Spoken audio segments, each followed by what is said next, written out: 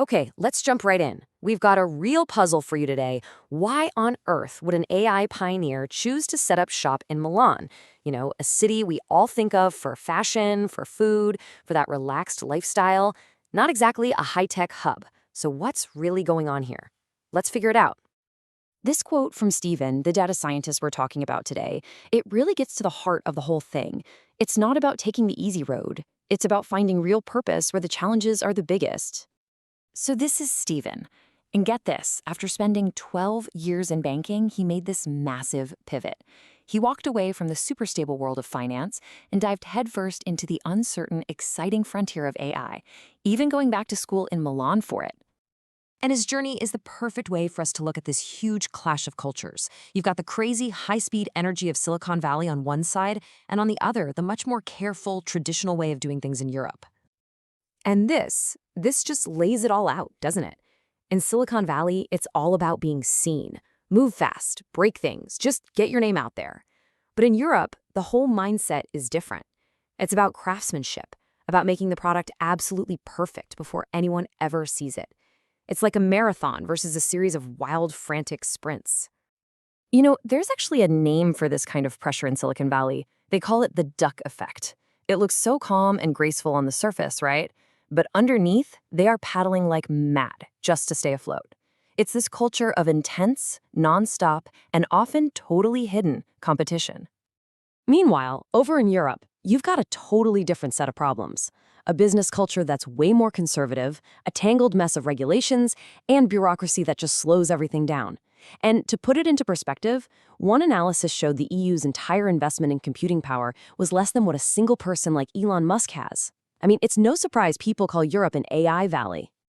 All right, so with all of those hurdles, the red tape, the lack of resources, why in the world would you pick Europe to build an AI community?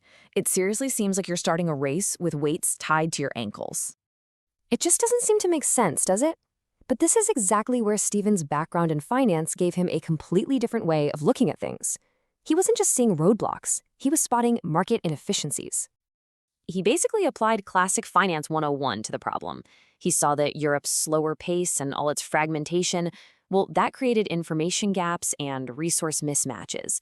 And those are the exact conditions where someone smart can find a real edge. It lets you build a tight-knit community that solves specific local problems that the giants in Silicon Valley are way too big and busy to even notice. Now, this long-term, focused approach isn't just about building a business. It's a whole philosophy, really, and it connects perfectly to another passion, podcasting. I mean, think about it. We live in a world of 15-second videos and content that disappears in a flash. Well, for Steven, podcasting is the total opposite. It's a space for deep, real conversations. He sees it as something you can do for your entire life, a way to build a body of work by just exploring ideas with people. And that really takes podcasting to another level, right? It's not just making content. It's about co-creating a legacy. Every single conversation becomes a piece of this bigger thing that lives online forever. And who knows who it might inspire years from now. So what's the bottom line here? Whether you're building an AI community or a podcast, the goal is the same. You have to cut through all the noise. In a world that is just drowning in shallow content and hype, a deep, authentic conversation, that is the most valuable thing you can create. That's the real signal.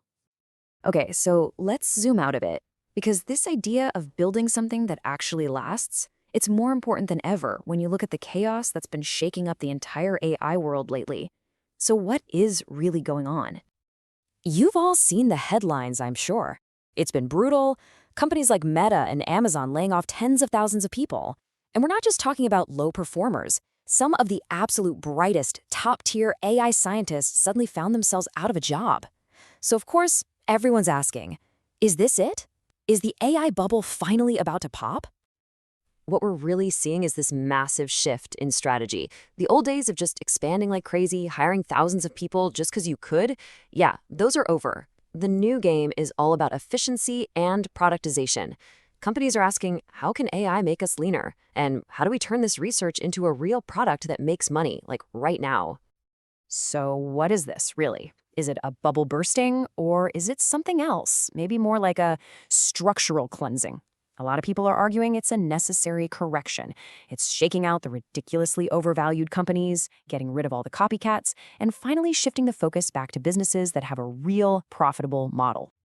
And that leaves us with the biggest question of all. It's not really about predicting whether a bubble is going to pop. The real question you have to ask yourself, whether you're in the Valley of Europe or the volcano of Silicon Valley, is this: are you building something with real, durable value? Because at the end of the day, that's the only thing that's going to survive.